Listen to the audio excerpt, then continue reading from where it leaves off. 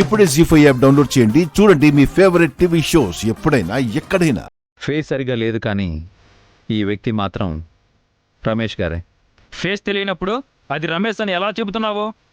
నిన్న సేమ్ బ్యాగ్తో రమేష్ గారు ఆఫీస్కి వచ్చారు. నాకు డాష్ ఇచ్చారు. అప్పుడు నేను ఆ బ్యాగ్ని అబ్జర్వ్ చేశాను.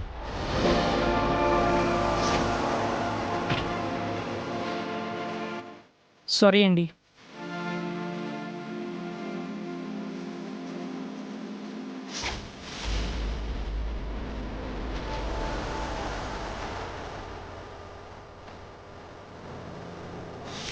ఏం మాట్లాడుతున్నావు అభిరామ్?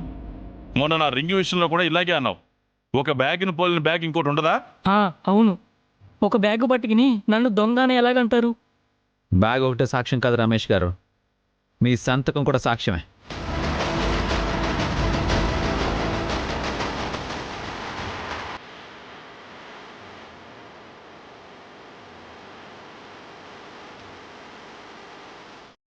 ఇలా చూడండి మేడం, ఇది రోజు రమేష్ గారు చేసే సంతకం.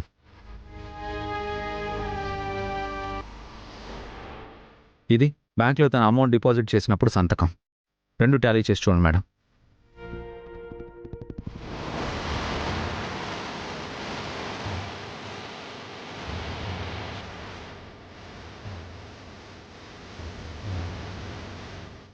ఆఫీస్ రిజిస్టర్లో ఉన్న సైన్, బ్యాంకు స్లిప్ మీద ఉన్న సైన్ ఒకేలా ఉన్నాయి రమేష్. మర్యాదగా నిజం చెప్పు. చెక్కు దొంగతనం చేసింది నువ్వే కదా? నేను కాదు మేడం.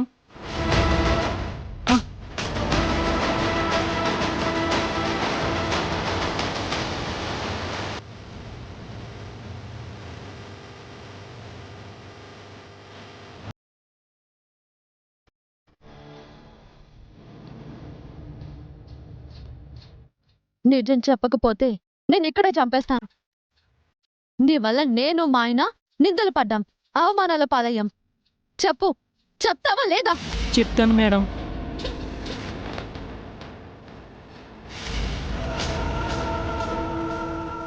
కొంప తీసి వీడు నా పేరు గాని బయట పెట్టడు కదా? హే, బుద్ధి గడ్డి తిని తప్పు చేశాను మేడం. డబ్బుల కోసం కక్కుర్తుపడి ఈ పని చేశాను మేడం. నన్ను క్షమించండి. భార్య పిల్లలు ఉన్నవాడిని. లే లే పైకి లే.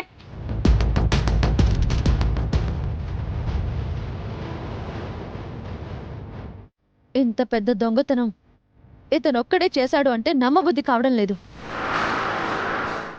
ఇతని వెనక ఇంకెవరో ఉండి చేయించారనిపిస్తోంది మేడం.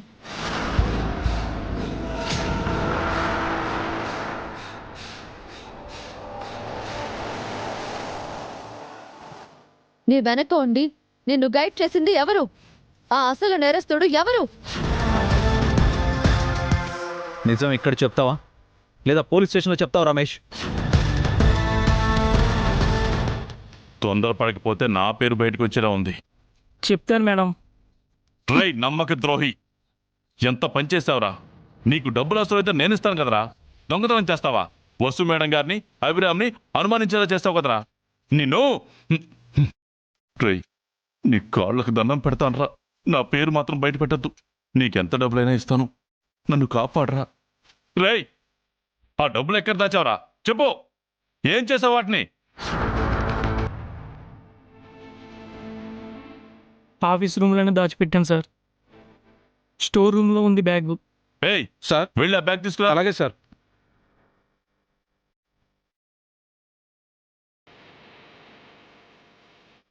డబ్బులున్నాయో లేదో చూడు. ఉన్నాయి సార్.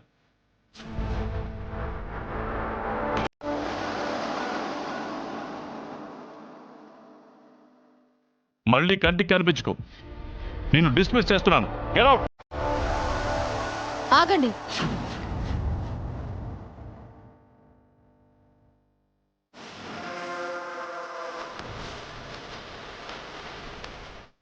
అతని వెనక ఎవరున్నారో తెలియాలి. అతనితో దొంగతనం చేయించింది ఎవరో తెలియాలి. చెప్పు రమేష్, చెప్పు.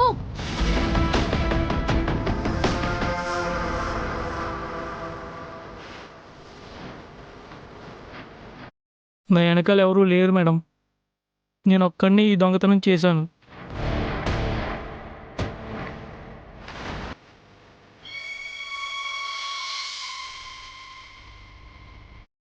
విన్నారుగా, వీడొక్కడే చేశాడట. ఇక్కడే ఉంటే ఇంకెన్ని దొంగతనాలు చేస్తాడో. వెళ్ళు. ఒక్క నిమిషం సార్.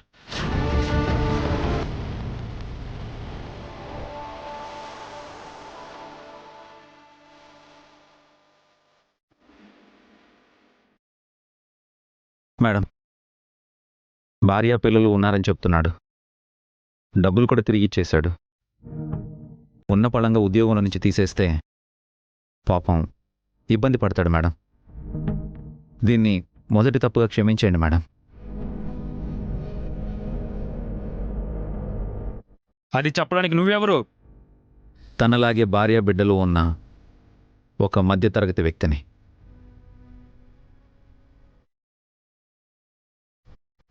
వీడు ఇంకా ఇక్కడే ఉంటే ఆగు చలపతి. శిక్షించడమే కాదు, క్షమించడం కూడా అలవాటు చేసుకోవాలి.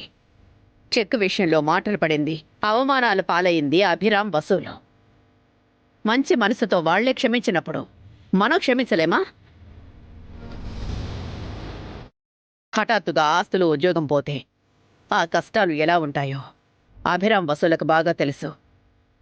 అందుకే రమేష్ని క్షమించారు. ఇకరైనా బుద్ధిగా ఉండు Ramesh. Thank you madam. Thank you sir.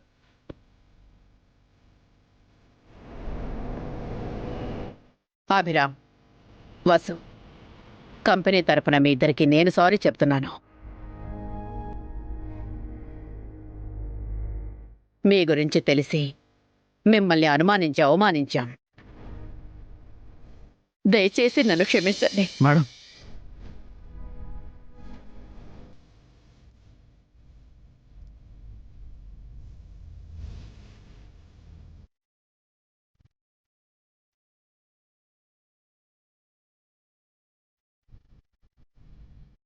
మిమ్మల్ని రిజైన్ చేయమని అన్న మాటని వెనక్కి తీసుకుంటున్నాను.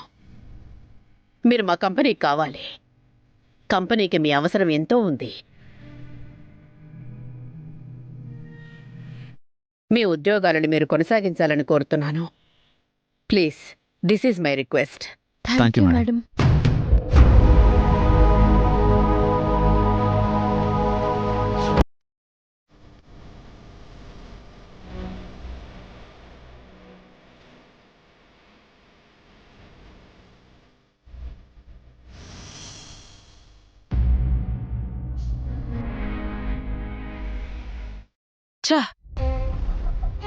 బస్సు మనకి తెలియకుండా ఒక నక్కని పెంచుకుంటుందేమో. ప్రాబ్లం వచ్చిన ప్రతిసారి దాని తోకను తొక్కుతున్నట్టుగా ఉంది. ఎప్పుడూ అదృష్టం దాని వెనకే ఉంటుంది. జీ5 యాప్ డౌన్లోడ్ చేసి అన్ని ఎపిసోడ్స్ పూర్తి ఉచితంగా చూడండి.